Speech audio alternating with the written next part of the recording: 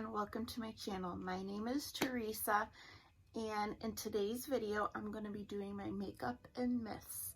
So it's a series that I do. I started it around Halloween, where in October I did a makeup and myths once a week, and what I did was I put my makeup on and I told like an urban legend, and I was sticking to urban legends like local to where I live, but for Christmas, I have something a little different. This one, I am going to talk about Christmas monsters.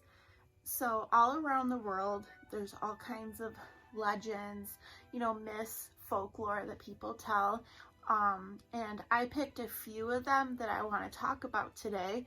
And of course, if I get anything wrong, or I pronounce a word wrong, or if I miss something, I would love for you guys to, put any details in the description or in the comment section and let everyone know if you're interested.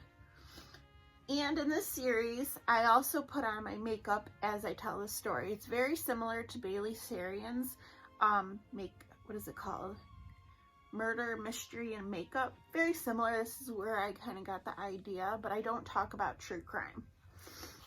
So let's get started with my makeup.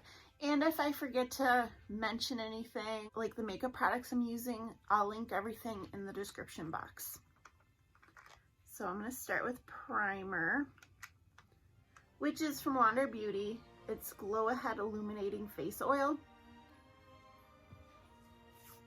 So basically all these stories I have to tell you, all are pretty much have the same outcome. It's to keep stories to tell children so they behave. The first Christmas creature I'm going to be talking about is a very well known, it's probably the most popular one, is, I want to say it right, I think, because I want to say Krampus, but I believe it's Krampus. And this one, I know a few years back there was a movie about it. I didn't actually see that movie, but so pretty much Krampus, he's like the shadow to Santa Claus. Santa Claus gives toys, to good children. And if you're naughty, Santa Claus will leave a lump of coal.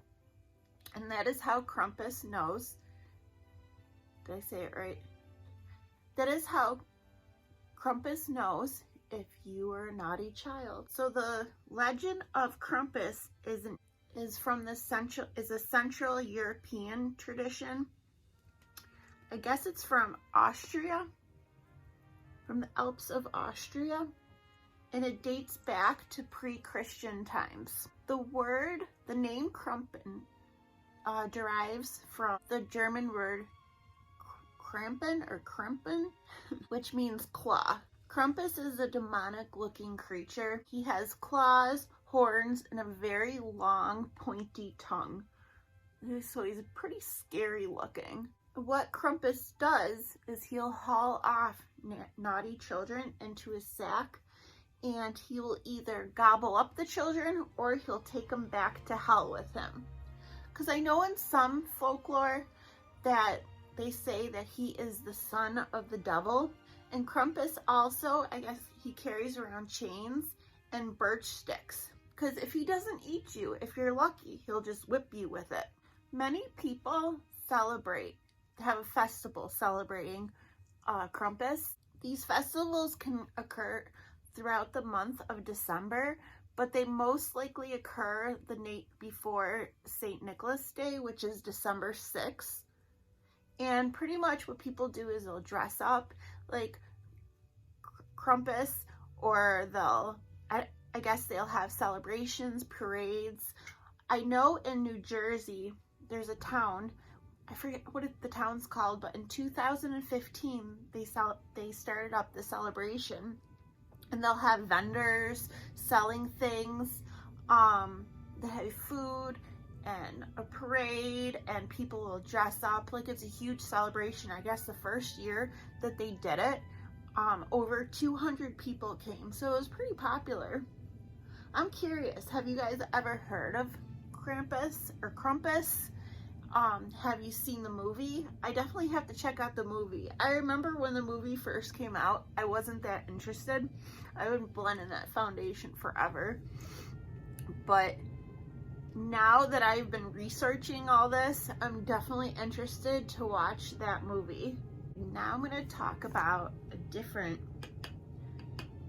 Christmas creature, which is a southern German myth or tradition, and it's about Belsnickel or Belschnickel. I think that's like the correct way to say it. So he's very similar to Santa Claus. He carries around a sack with toys and candy and nuts to give to good children. But the difference between him and Santa Claus is Belsnickel is a very scary looking guy.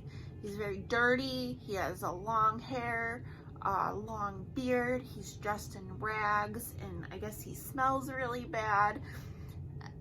He'll carry around a switch, and for the naughty children, he'll beat them. And there's actually an episode on The Office where Dwight comes into the office dressed up as Belschnickel. I don't know, if you want it, you could look it up on YouTube. It's kind of funny if you're a fan of The Office. So pretty much he is told to children, you know, to scare them into good behavior. I'm using my Pretty Vulgar bronzer. I think the shade is Bronze Mannikin.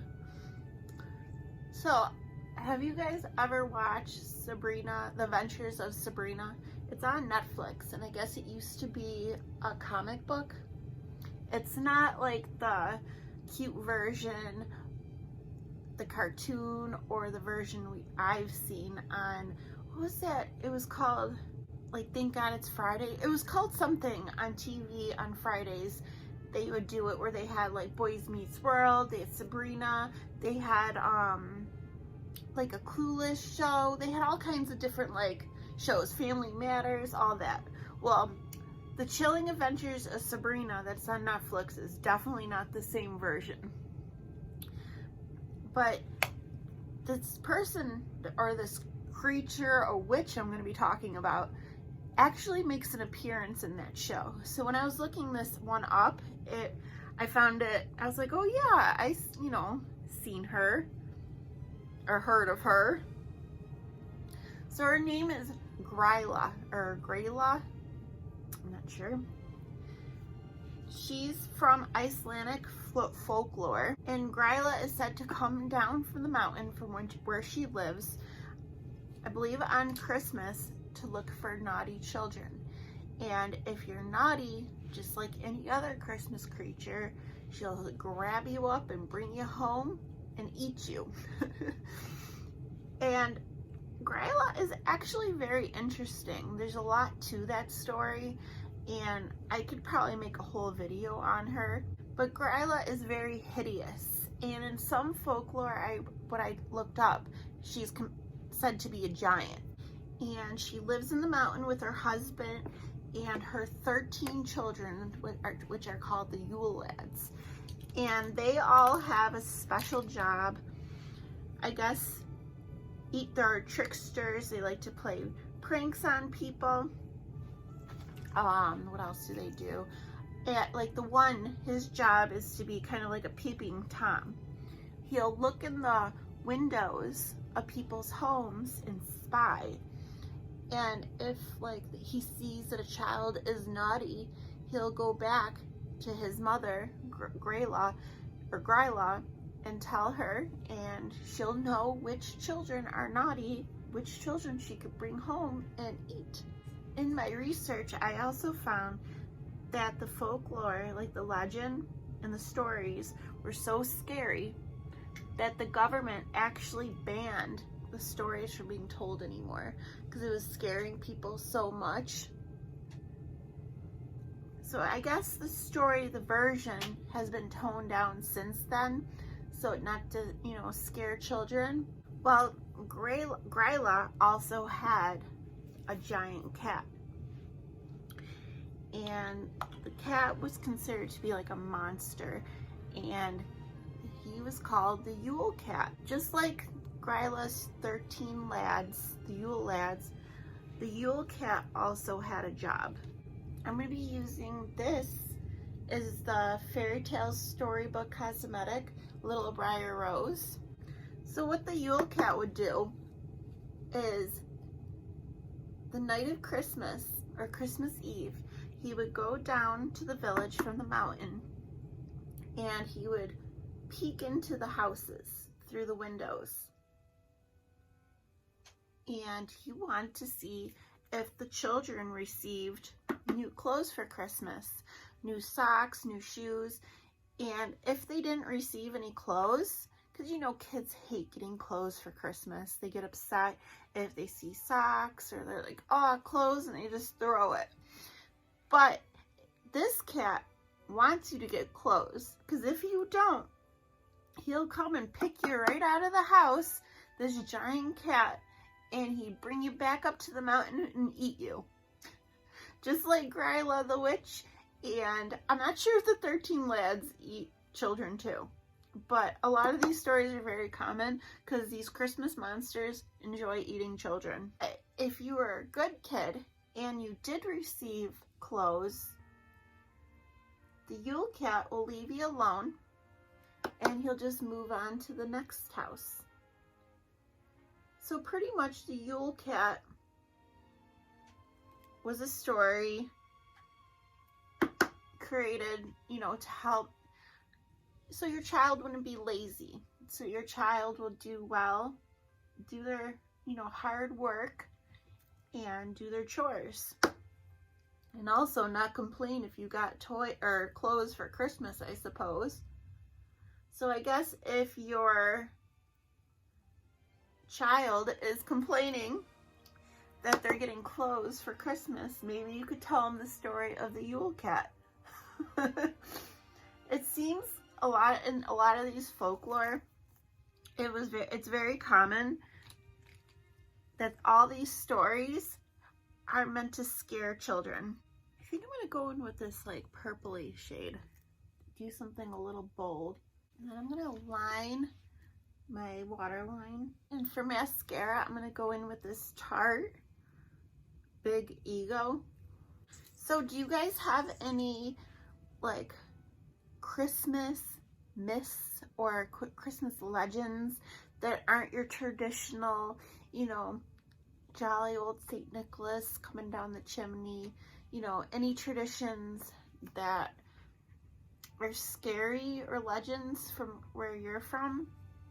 If so, I'd love to know. And like I said before, if I missed anything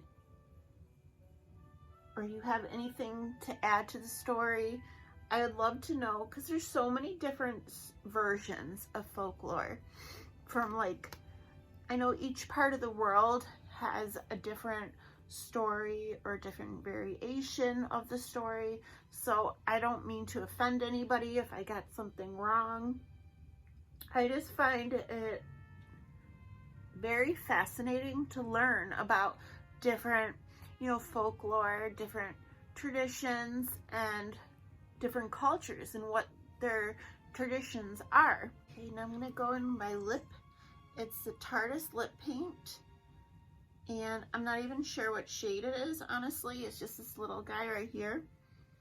I had it for a while. All right, I'm all done. I hope you guys like this video. And if you're not already, I would love for you to like and subscribe. I'm not sure if this is going to be my last video before Christmas. I do have another video in mind. I have another Jerome Alexander cosmetic product to try. And after that, it'll be my last one of his products to try, I swear. I just found the spray foundation at Walgreens, so I really want to try that one out. But that is it, guys. I wish you all happy holidays, Merry Christmas, and I just have a great week. I will probably maybe see you before Christmas. If not, I'll see you after. All right, guys. I'll see you soon. Bye.